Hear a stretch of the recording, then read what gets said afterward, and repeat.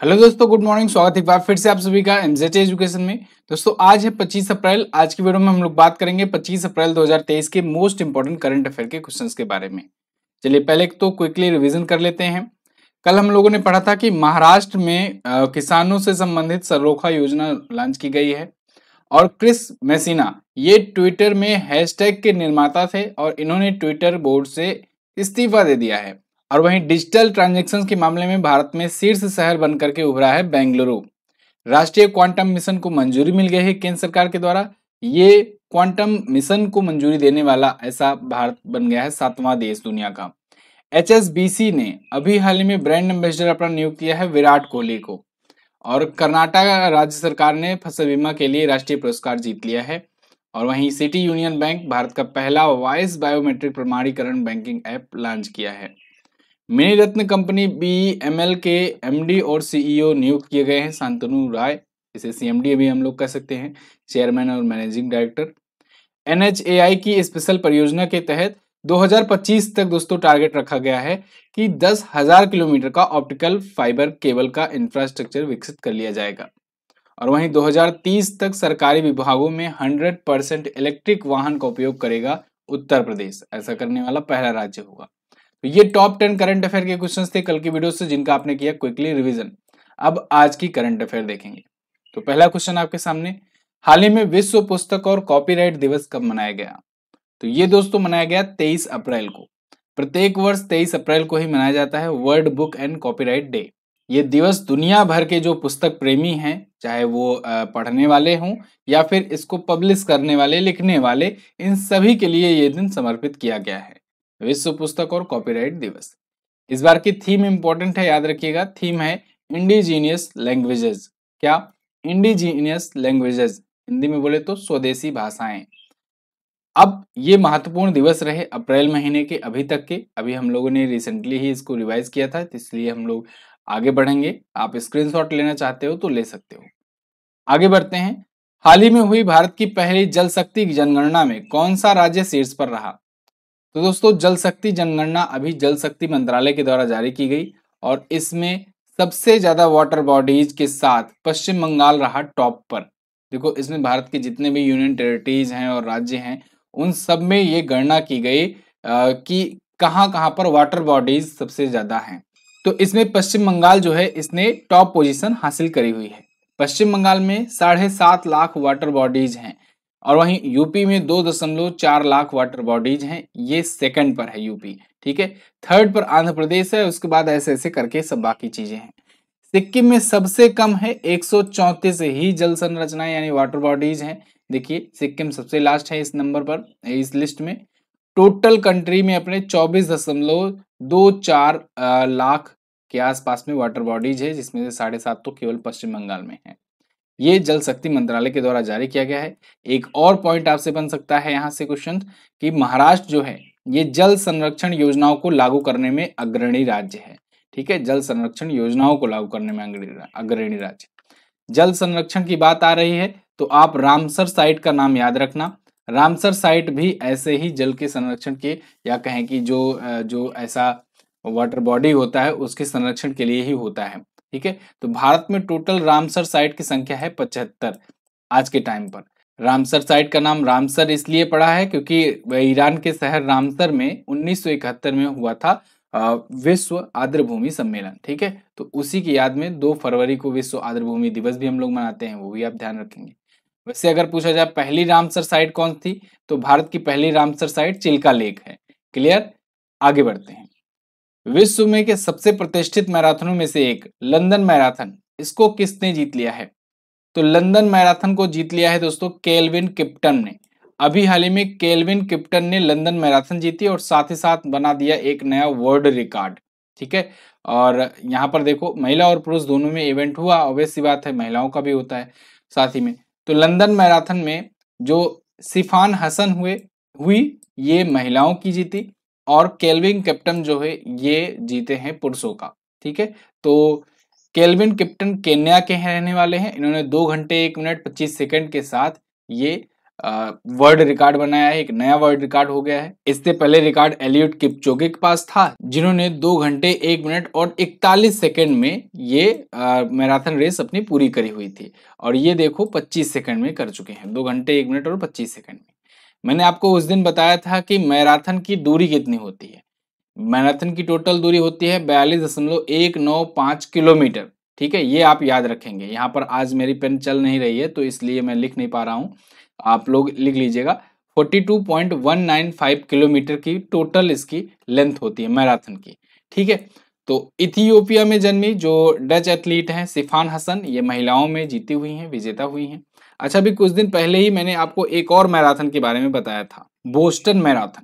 तो Boston marathon भी आप याद रखेंगे। बोस्टन मैराथन को केन्या के ही एवांस चेबेट ने जीता था। देखो, केन्या वगैरह के ना मतलब जो खिलाड़ी होते हैं वो मैराथन वगैरह बहुत ज्यादा जीतते हैं। तो देखो, केन्या के एवांस चेबोट 127वीं बोस्टन मैराथन जीते थे, और यहाँ पर केन्या के ही केल्विन किप्टन ये लंदन मैराथन जीत लिए हैं। क्लियर है? चलिए अगला, हाल ही में किस राज्य ने खेल संस्कृति को पुनर्जीवित करने के लिए एक पंचायत एक खेल का मैदान शुरू किया? देखो, एक पंचायत एक खेल का मैदान, ये बहुत ही इंपॉर्टेंट योजना है, केरल सरकार की चलाई गई है। इसके तहत क्या होगा कि हर एक पंचायत में एक खेल का मैदान ये बनाने का टारगेट रखे हैं। केरल के जो सीएम हैं पिनराई विजयन, इन्होंने इसका उद्घाटन किया है। इस योजना का वन पंचायत वन प्लेग्राउंड नाम से एक स्कीम, ओपीओपी। देखो, अब ये एक एक करने वाला बहुत सारी योजनाएं आ गई हैं, तो सबका हम लोग करेंगे रिवीजन। ठीक है ना? तो पेन तो आज चल नहीं रही है तो मैं ऐसे ही बोलते जाता हूँ, आप लोग अगर नोट डाउन करना चाहो तो नोट डाउन करते चलना। सबसे पहले यूपी से शुरू करते हैं। यूपी ने शुरू किया ओडीओपी योजना, यानी वन डिस्ट्रिक्ट वन प्रोडक्ट योजना, एक जिला एक उत्पाद जिसे कहते हैं हिंदी में। इसके अलावा यूपी ने ही दोस्तों शुरू किया एक जिला एक खेल योजना। ठीक है, वन डिस्ट्रिक्ट वन स्पोर्ट योजना भी यूपी ने ही शुरू किया है। फिर मध्य प्रदेश आता है और इसने एक जिला एक उपज योजना शुरू करी। ध्यान रहे, एक जिला एक उत्पाद योजना है यूपी का, और एक जिला एक उपज योजना है मध्य प्रदेश का, यानी एमपी का। इसके बाद मध्य प्रदेश ने ही एक जिला एक शिल्प अभियान भी शुरू किया था। अब एक जिला एक शिल्प से आपको याद रखना है एक ब्लॉक एक शिल्प। तो एक जिला एक शिल्प अभियान मध्य प्रदेश ने और एक ब्लॉक एक शिल्प अभियान हरियाणा ने शुरू किया था। और केंद्र सरकार की भी एक योजना है एक देश एक उर्वरक योजना, अभी रिसेंटली लॉन्च की गई थी। वैसे तो केंद्र सरकार की ऐसी बहुत सारी योजनाएं हैं, जैसे one nation one card, one nation one tax, ठीक है, जीएसटी जिसे कहते हैं। लेकिन अभी वन नेशन वन फर्टिलाइजर या कहें एक देश एक उर्वरक योजना जो है ये रिसेंट अभी पीएम मोदी ने लॉन्च किया था, ये भी आप याद रखेंगे। क्लियर? तो इतना आप याद रखेंगे ये एक एक से। अच्छा, केरल की ही बात आई है। केरल ने ही इससे पहले वन स्कूल वन आईएएस योजना भी शुरू की थी, वन स्कूल वन आईएएस योजना। ठीक है, चलो केरल के बारे में थोड़ा सा और जान लेते हैं। स्टैटिक पॉइंट्स, केरल आप देखोगे यहाँ पर है, दक्षिण भारतीय राज्य है, तिरुवनंतपुरम इसकी राजधानी है। पिनराई विजयन ये सीपीआईएम पार्टी से हैं, और आरिफ मोहम्मद खान जी यहाँ के हैं करंट टाइम पे गवर्नर। यहाँ पर नेशनल पार्क की बात करें तो इडुक्की वन्यजीव अभ्यारण्य है, साइलेंट वैली नेशनल पार्क बहुत पूछा जाता है, पेरियार वन्यजीव अभ्यारण्य है, पलक्कड़ गैप है, पालघाट दर्रा भी यहीं पर है, कथकली, मोहिनी अट्टम, काली अट्टम ये प्रमुख शास्त्रीय नृत्य हैं। ओणम यहाँ पर मनाया जाता है। ठीक है, ओणम त्योहार है यहाँ का। इसके अलावा 14 जिले हैं, विधानसभा में 141 सीटें, लोकसभा में 20 और राज्यसभा में 9 सीट जाती हैं। इसके अलावा यहाँ पर देखो कर्नाटक और ये तमिलनाडु से अपना बॉर्डर शेयर कर रहा है। आगे बढ़ते हैं। पीएम नरेंद्र मोदी ने अप्रैल 2023 में कहां पर भारत की पहली जल मेट्रो परियोजना को हरी झंडी दिखाई? तो देखो, वाटर मेट्रो की बात हो रही है, वो भी भारत की पहली। तो देखो, भारत की पहली वाटर मेट्रो कहां पर चलाई जाएगी, इसको तो मैंने बहुत बार आपको रिवाइज कराया हुआ है। कहां पर चलाई जाएगी? ये कोच्चि में चलाई जाएगी। कोच्चि में, केरल में भारत की पहली वाटर मेट्रो चलेगी, और इसको जब ये शुरू हो रहा था प्रोजेक्ट तब से ही मैं आपको बार बार रिवीजन करवाता आ रहा हूं। देखो, भारत की पहली वाटर मेट्रो ये होगी, और अंडर वाटर मेट्रो अगर पूछा जाए तब आप हुगली बताएंगे, हुगली नदी में कोलकाता मेट्रो के द्वारा। ठीक है, तो अंडर वाटर मेट्रो और वाटर मेट्रो दोनों अलग अलग चीज है। तो यहाँ पर हिंदुस्तान टाइम्स का आप आर्टिकल देख पाओगे, PM Modi to flag off India's first water metro project in Kochi on Tuesday. तो आज के दिन ये वहां पर हरी झंडी इसको दिखाएंगे, कोच्चि शहर के पास में। ठीक है, ये वहां पर 10 छोटे छोटे द्वीपों को कनेक्ट करेगी। टोटल प्रोजेक्ट की इसकी लागत आई हुई है 1137 करोड़ रुपए। जर्मनी की एक एजेंसी है KfW और उसी के द्वारा ये फंड किया गया है राज्य सरकार के साथ मिलकर के। तो कोच्चि केरल में भारत की पहली वाटर मेट्रो चलेगी। चलिए, मेट्रो आया है तो फिर से हम लोग मेट्रो से रिलेटेड कुछ चीजें रिवाइज कर लेते हैं। तो देखो, भारत की पहली जल मेट्रो कहाँ पर? ये कोच्चि में। अंडर वाटर मेट्रो कहाँ पर? कोलकाता मेट्रो में। भारत की पहली मेट्रो भी कोलकाता में ही चलाई गई थी। दूसरी मेट्रो सेवा दिल्ली मेट्रो थी और दिल्ली मेट्रो में के द्वारा ही ड्राइवरलेस मेट्रो चलाई जा रही है, यानी कि बिना ड्राइवर के मेट्रो चलाई जा रही है। इसके अलावा सबसे गहराई में स्थित मेट्रो स्टेशन कहाँ पर है? पुणे में स्थित है। ठीक है।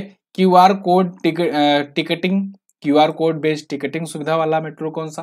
कानपुर मेट्रो बन गया है। इसके अलावा जो मोस्ट इंपॉर्टेंट है, मेट्रो मैन ऑफ इंडिया किसे कहा जाता है? तो ई श्रीधरन को कहा जाता है। किसे? ई श्रीधरन को। अगला, नाटो द्वारा अप्रैल 2023 में दुनिया का सबसे बड़ा साइबर रक्षा अभ्यास लॉक्ड शील्ड ये कहाँ आयोजित हुआ?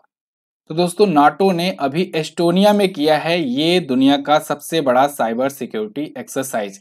नाम है इसका लॉक्ड शील्ड। पिछली बार भी किया था इसने और मैंने आपको पढ़ाया हुआ था, याद होगा आपको। लॉक्ड शील्ड ये दुनिया का सबसे बड़ा साइबर सिक्योरिटी एक्सरसाइज होता है। नाटो मेंबर्स इसको करते हैं और एस्टोनिया में पिछली बार भी किया गया था, इस बार भी एस्टोनिया में ही ये आयोजित हुआ है। देखो, 38 कंट्रीज ने इसमें पार्टिसिपेट किया। अब आप सोचोगे नाटो में तो सर अब कुल मिलाकर के 31 देश ही हो गए हैं, मतलब कि 30 थे, एक और जुड़ा है, 31 ही हैं। यहाँ पर 38 कंट्रीज कैसे? तो देखो, नाटो जो है कुछ कंट्रीज को और इसमें एक्स्ट्रा ऐड करता है, जैसे साउथ कोरिया वगैरह। तो साउथ कोरिया वैसे मेंबर तो नहीं है इसका, लेकिन जाता है साइबर मामले में, क्योंकि एक्सपर्ट है वो भी, तो वो भी इसमें हिस्सा लेता है। ठीक है। तो ऐसे कई देश हैं जो और इसमें शामिल होते हैं। ये दुनिया का सबसे बड़ा साइबर सिक्योरिटी अभ्यास होता है। एस्टोनिया के तल्लीन में ये आयोजित किया गया। नाटो की बात करें तो 1949 में स्थापना हुई थी। इसका हेडक्वार्टर ब्रुसेल्स में है, बेल्जियम में, और अध्यक्ष हैं जेंस स्टोलनबर्ग। अच्छा, इसमें जो 31वां देश जुड़ा है वो है फिनलैंड। ध्यान रखना, अभी रिसेंटली फिनलैंड के लिए तुर्की ने मंजूरी दे दी, मतलब तुर्की भी इसकी सहमति में वोट कर दिया है। तुर्की ही मान नहीं रहा था, ये फाइनली वोट कर दिया और ये मेंबर बन गया। स्वीडन अभी नहीं बना है, स्वीडन अभी लगा हुआ है लाइन में, हो सकता है वो भी आने वाले टाइम पर मेंबर बन जाए नाटो का। ठीक, आगे। हाल ही में सिडनी क्रिकेट ग्राउंड ने किस महान बल्लेबाज के नाम पर गेट का अनावरण किया? तो सिडनी क्रिकेट ग्राउंड में अभी हाल ही में ब्रायन लारा और सचिन तेंदुलकर, इन दोनों को सम्मानित किया गया है। ठीक है। सचिन तेंदुलकर का तो बर्थडे था, इस अवसर को चुना गया डेट के लिए, और ब्रायन लारा जो है इन्होंने यहाँ पर इसी दिन सेंचुरी लगाई थी। ठीक है, पहली सेंचुरी अपनी यहीं पर सिडनी क्रिकेट ग्राउंड में, इस वजह से ये दिन चुना गया। तो देखो, दोनों ही लिहाज से ये 24 तारीख जो है वो बहुत ही महत्वपूर्ण था और इसलिए इन दोनों के सम्मान में यहाँ पर गेट का अनावरण किया गया है। तो अब ये दोनों भी उन लिस्ट में शामिल हो गए हैं जिनमें डॉन ब्रैडमैन, एलन डेविडसन और आर्थर मॉरिस जैसे महान महान दिग्गज यहाँ पर शामिल थे, जिनके लिए गेट बनाया गया था। तो अब सचिन तेंदुलकर और ब्रायन लारा का भी नाम इसमें होगा। सिडनी क्रिकेट ग्राउंड में इनको सम्मानित किया गया है। कारण मैंने बताया, 24 अप्रैल चुना गया इसलिए क्योंकि सचिन तेंदुलकर का तो बर्थडे होता है और ब्रायन लारा ने पहले टेस्ट शतक में 277 रन की पारी यहाँ पर खेली थी 1993 में, उसकी 30वीं सालगिरह यहाँ बता रहे हैं। ठीक है, आगे देखते हैं। हाल ही में किस राज्य ने अज्ञात शवों के लिए डीएनए डेटाबेस बना करके इतिहास रचा? तो अभी हाल ही में हिमाचल प्रदेश ने एक नया वर्ल्ड रिकॉर्ड सेट कर दिया है। ये अज्ञात शवों के लिए डीएनए डेटाबेस तैयार किया है और ऐसा करने वाला ये पहला राज्य बन गया है भारत का। इसने इसके लिए अमेरिकी एक सॉफ्टवेयर की मदद ली है जिसका नाम है स्मॉल पॉन्ड टीएम। तो स्मॉल पॉन्ड टीएम जो सॉफ्टवेयर है इसको हिमाचल प्रदेश ने खरीदा था और फॉरेंसिक सर्विसेज के लिए, और फिर ये क्या कर रहा है, जो अज्ञात व्यक्तियों के जो लाशें हैं, जो शव हैं, उनके डेटाबेस ये कलेक्ट करना शुरू किया है। अभी तक तो 150 से ज़्यादा डीएनए सैंपल ये ले चुका है, लेकिन इसमें जो ये सॉफ्टवेयर खरीदा हुआ है, इस सॉफ्टवेयर के जरिए 20,000 से ज़्यादा डीएनए प्रोफाइलिंग की जा सकती है। इसका फ़ायदा क्या होगा? इसका फ़ायदा ये होगा कि जैसे जो अज्ञात रूप से जो शव मिलते हैं, कभी कभी पता नहीं लगता है कि उनकी मृत्यु कैसे हुई, क्या हुई। कभी कभी 10 साल 20 साल बाद पता चलता है, कोई कैदी पकड़ा जाता है, वो बताता है नहीं नहीं वो मर्डर भी हमने ही किया था। तो ऐसे टाइम पर ये डीएनए जो होता है ये काफ़ी काम आ सकता है। और भी बहुत सारे काम आते हैं, मतलब डीएनए का तो बहुत सारा यूज किया जा सकता है। तो हिमाचल प्रदेश ने ये शुरू किया है और यूरोपियन कंट्रीज में बहुत ज़्यादा इसका यूज करती हैं, काफ़ी समय से वो डीएनए डेटाबेस बना करके रखती हैं। ठीक है, तो अब भारत भी इसमें शुरू कर चुका है। हिमाचल प्रदेश इसमें अग्रणी राज्य बन गया है। हिमाचल प्रदेश आया है, आप देखोगे इंडिया के मैप में ये रहा हिमाचल प्रदेश। और सुखविंदर सिंह सुक्खू जी ये इंडियन नेशनल कांग्रेस के यहाँ के करंट टाइम पर सीएम हैं। शिव प्रताप शुक्ला जी यहाँ के करंट टाइम पर हैं गवर्नर। और झीलों में अगर बात करें तो रेणुका झील, चंद्रताल, सूरजताल, पराशर झील ये सभी प्रमुख झीलें हैं। नेशनल पार्क में ग्रेट हिमालयन नेशनल पार्क और पेन वैली नेशनल पार्क है। ठीक है, यहाँ पर राज्य के पशु है हिम तेंदुआ, राज्य के पक्षी पश्चिमी ट्रोपोगन और राज्य के पुष्प है गुलाबी बुरांस। आगे 16वें सिविल सेवा दिवस पर किस योजना को उत्कृष्टता पुरस्कार 2022 दिया गया? तो ये दिया गया पीएम गति शक्ति राष्ट्रीय मास्टर प्लान को। 16वां सिविल सेवा दिवस अभी मनाया गया, आपको पता है, कवर कराया था मैंने। आप मुझे कमेंट करके बताओ ये सिविल सेवा दिवस कब मनाया जाता है। ठीक है, अगर आपने अभी भी शुरुआत में भी अगर नजर डाली होगी तो डेट एंड थीम वाले पेज में आपको दिखा होगा। तो 16वें सिविल सर्विसेज डे के अवसर पर उत्कृष्टता पुरस्कार दिया गया पीएम गति शक्ति राष्ट्रीय मास्टर प्लान को। ठीक है, यहाँ पर नरेंद्र मोदी जी सम्मानित किए। ठीक है, इन्होंने अवार्ड दिए कई सेक्टर में। 21 अप्रैल को मनाया जाता है नेशनल सिविल सर्विसेज डे। ठीक है, और कारण भी मैंने आपको बताया था क्योंकि 21 अप्रैल के ही दिन सबसे पहले जो भारत के पहले गृह मंत्री थे और भारत के पहले उप प्रधानमंत्री थे सरदार वल्लभ भाई पटेल जी, उन्होंने जितने भी सिविल सर्विसेज के जो अधिकारी थे शुरुआत में उन्होंने उनको संबोधित किया था। ठीक है, तो इसी वजह से 21 अप्रैल का दिन चुना गया है सिविल सर्विसेज डे के लिए। तो इसी अवसर पर अभी एक इवेंट आयोजित हुआ, वहां पर पीएम मोदी ने इनोवेशन की कैटेगरी में इस मास्टर प्लान को दिया है उत्कृष्टता पुरस्कार। ये मास्टर प्लान कब शुरू किया गया था? अक्टूबर 2021 में पीएम गति शक्ति राष्ट्रीय मास्टर प्लान। इसके तहत कम लॉजिस्टिक लागत में कैसे इंफ्रास्ट्रक्चर को बिल्ड किया जाए, कैसे जो स्पीड है देश की वो बढ़ाई जा सके, चाहे वो ट्रांसपोर्ट का मामला हो, चाहे वो कोई ट्रांजैक्शन हो, चाहे वो कोई ट्रेड हो, सब में। ठीक है, चलिए वैसे पीएम गति शक्ति से याद आया, गति शक्ति विश्वविद्यालय ये गुजरात में खुला हुआ है और इसके पहले कुलाधिपति कौन बनाए गए हैं? अश्वनी वैष्णव जी, जो कि कौन है? जो कि हैं रेल मंत्री। और इसी से लिंक करके आप एक और क्वेश्चन लिंक कर सकते हो। एक जन औषधि एक्सप्रेस नाम से ट्रेन चलाई गई थी, उस ट्रेन को लॉन्च किया था किसने? रेल मंत्री अश्वनी वैष्णव और स्वास्थ्य मंत्री मनसुख मंडाविया ने। ठीक है, तो वो जन औषधि ट्रेन थी, वो भी आप याद रखेंगे। अगला, हाल ही में 24 अप्रैल से 30 अप्रैल तक किस थीम के साथ विश्व टीकाकरण सप्ताह मनाया गया? तो देखो 24 अप्रैल से 30 अप्रैल तक यानी कि अप्रैल महीने का जो लास्ट वाला वीक होता है, प्रत्येक वर्ष विश्व टीकाकरण सप्ताह मनाया जाता है। और इस अवसर पर इस बार की थीम रखी गई थी द बिग कैचअप। क्या? The big catchup. ध्यान रखना, इसमें ऐसा नहीं है कि लास्ट वीक है तो वो अलग अलग दिन से शुरू हो सकता है, नहीं, इसमें 24 अप्रैल से 30 अप्रैल तक ही मनाया जाएगा हर साल। ठीक है, तो 24 से 30 अप्रैल तक प्रत्येक वर्ष जो कि लास्ट वीक होता है अप्रैल महीने का, तो इस अवसर पर विश्व टीकाकरण सप्ताह मनाया जाता है। यहाँ पर आप देख पाओगे आर्टिकल भी है, द बिग कैचअप जो है ये थीम है इसकी, विश्व टीकाकरण सप्ताह की। ये सप्ताह मनाया जाना शुरू हुआ है 2012 से। अच्छा, राष्ट्रीय टीकाकरण दिवस कब मनाया जाता है? तो वो 16 मार्च को मनाया जाता है। 16 मार्च को राष्ट्रीय टीकाकरण दिवस मनाते हैं। ठीक है, टीकाकरण के बारे में अवेयरनेस फैलाने के लिए। चलिए, तो ये जो है टॉप 10 क्वेश्चंस थे आज की वीडियो से। कल मैंने आपको एक बहुत ही महत्वपूर्ण वीडियो दी हुई है भारत के प्रमुख जीआई टैग, इसको जरूर देखिएगा। एंड में मैंने प्रैक्टिस सेट भी कराया हुआ है, तो जिससे आप बहुत ही बेहतरीन तरीके से देखते ही देखते सारा कुछ तैयार कर पाएंगे। 15-16 मिनट की वीडियो है, आप जा करके इसको टाइम निकाल करके जरूर देखिए चैनल पर, बहुत ही इंपॉर्टेंट है, यहाँ से क्वेश्चन बनेगा जरूर। ठीक है, चलिए, कल मैंने क्वेश्चन पूछा था डिजिटल स्ट्रीमिंग प्लेटफॉर्म जियो सिनेमा ने अपना ब्रांड एम्बेसडर किसे बनाया है? तो इनमें से रोहित शर्मा बनाए गए हैं। रसद क्षमता और समानता में भारत किस स्थान पर है?